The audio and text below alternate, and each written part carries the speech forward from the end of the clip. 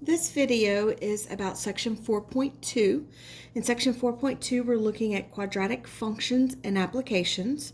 So now we have a quadratic function. So we have y is equal to ax squared plus bx plus c, again, as long as a is not equal to 0. And that is a quadratic function.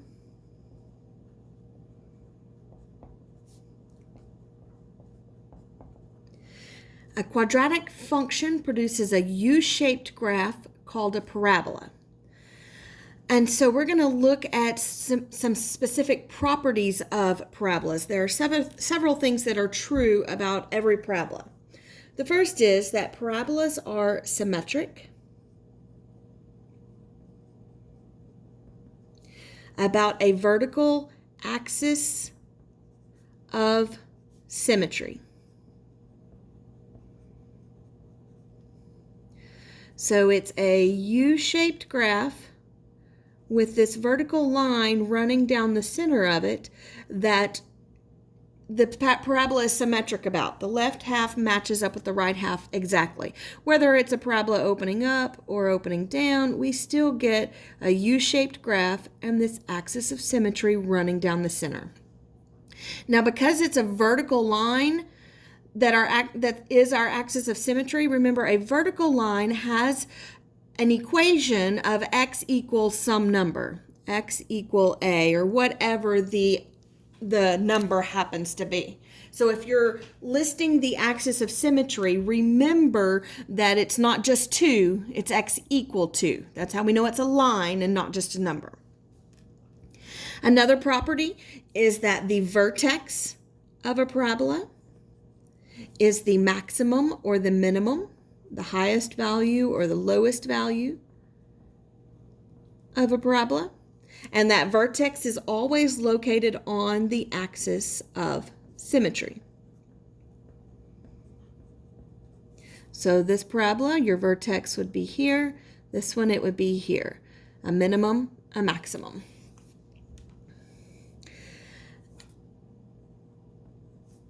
And then to determine whether it's going to be a min or a max, we have to know whether that parabola opens up or down, and that is dependent upon the a, this a in the quadratic equation, whatever that leading coefficient is.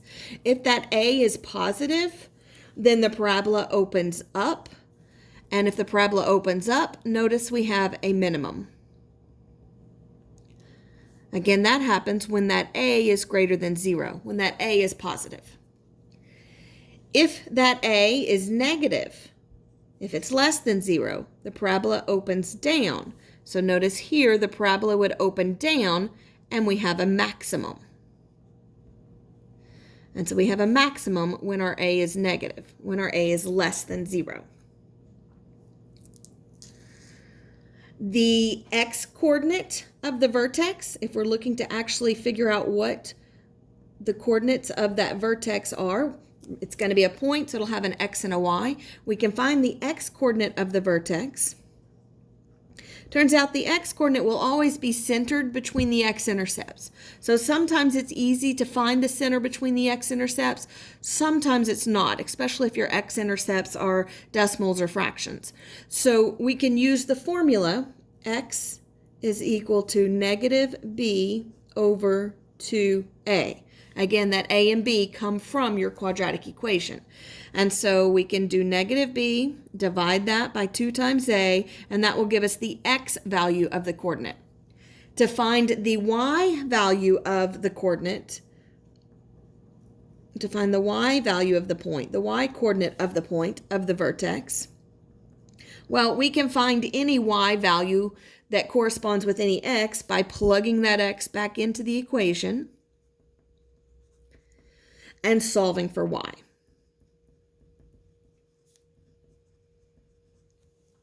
And so once we plug the x back in, we solve for y, we find the corresponding y, we now have an x and a y, a point that make up our vertex. The last property we're going to talk about is the zeros of a quadratic. Well, zeros are the same thing as the x-intercepts. They're called x-intercepts.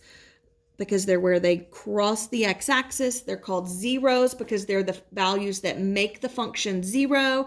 They're called the roots because they root the axis, the parabola to the axis. But any of those are all just x-intercepts. And we find the x-intercepts the same way we always have for any equation. Remember, to do that, we let y be 0 and we solve for x.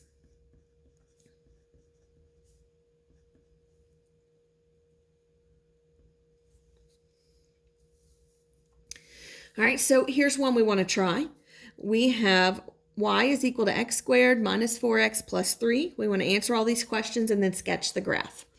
So notice this parabola is going to open up because our a is positive.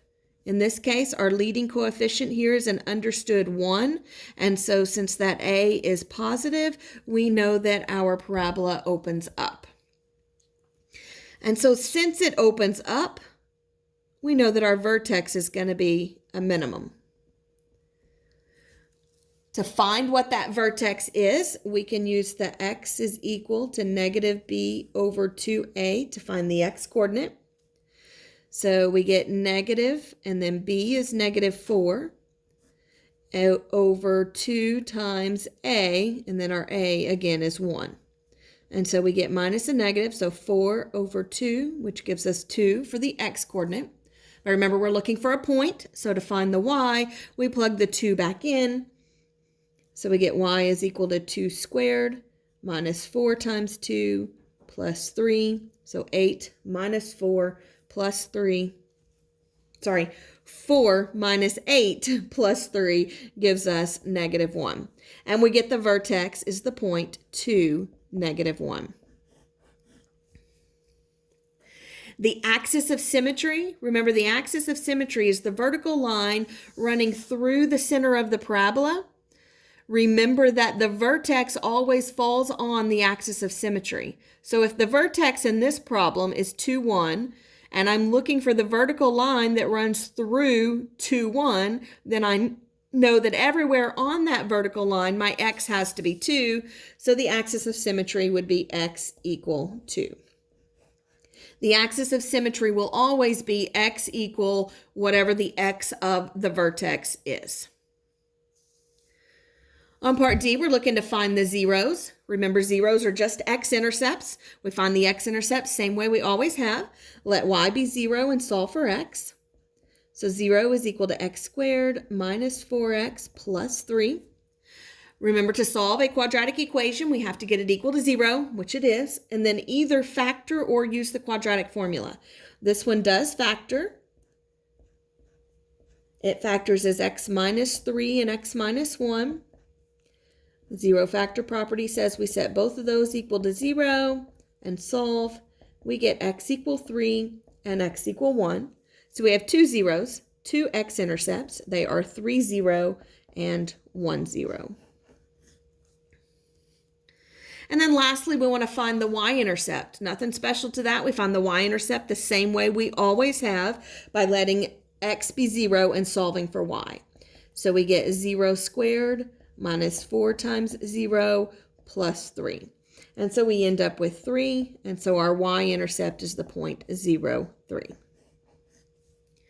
Now, when we go to graph, notice we've got lots and lots of information to help us graph this problem. We know that our vertex is at the point 2, negative 1. We know we have an axis of symmetry at x equal 2. I'm going to draw that as a dotted line because it's not actually part of my solutions. We have zeros at 1, 0, and 3, 0. We have a y-intercept at 0, 3. We know it's a U-shaped graph. We know it's opening up. We can kind of see where it's going to go. And then this axis of symmetry helps us because we know that the left half and the right half are going to match up. The right's going to mirror the left. So with this point here, we know we have to have a matching point on the other side of that axis. And so we get that point there.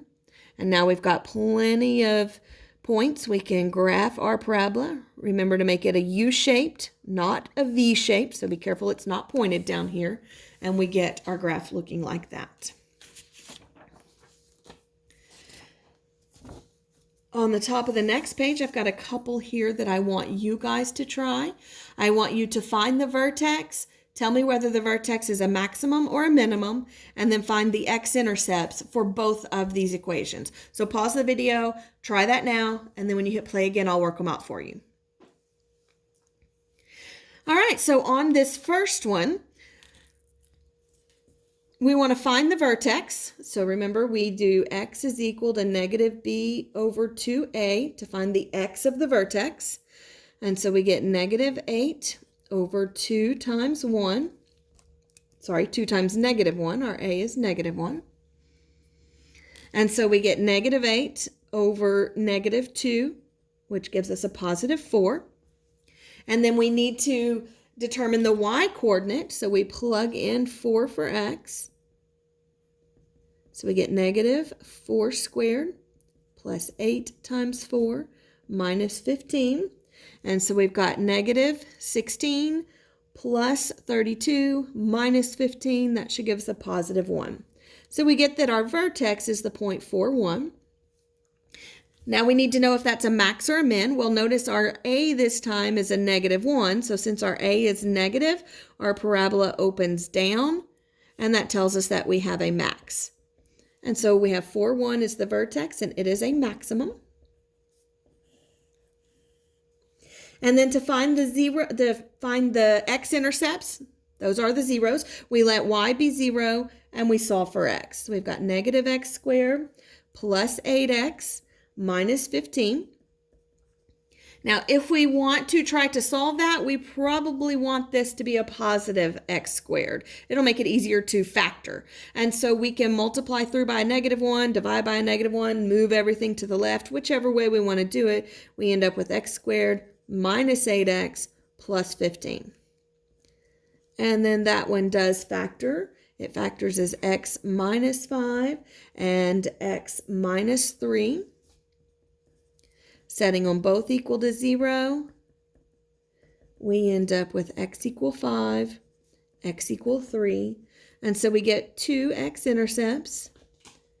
Those would be 5, 0, and 3, 0.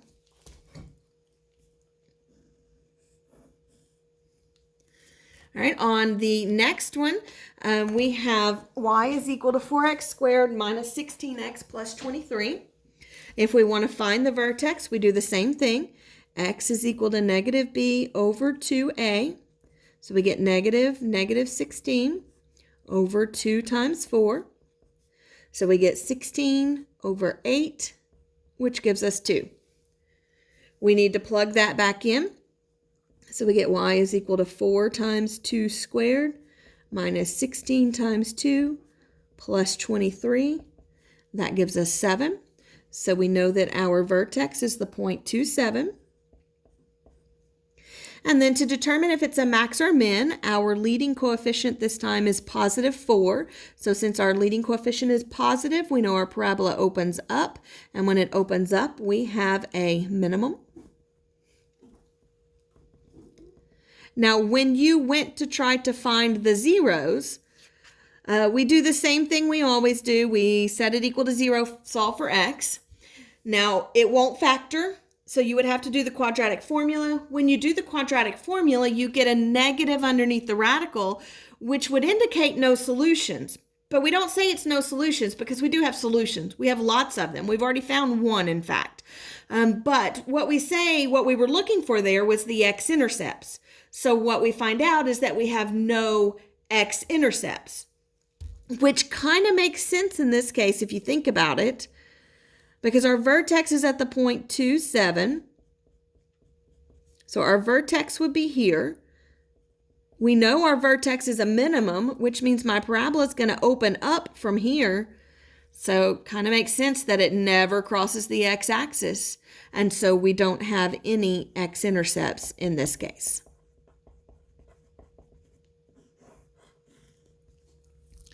All right, I'm going to stop the video here and we will pick up with the applications in the second part of this section.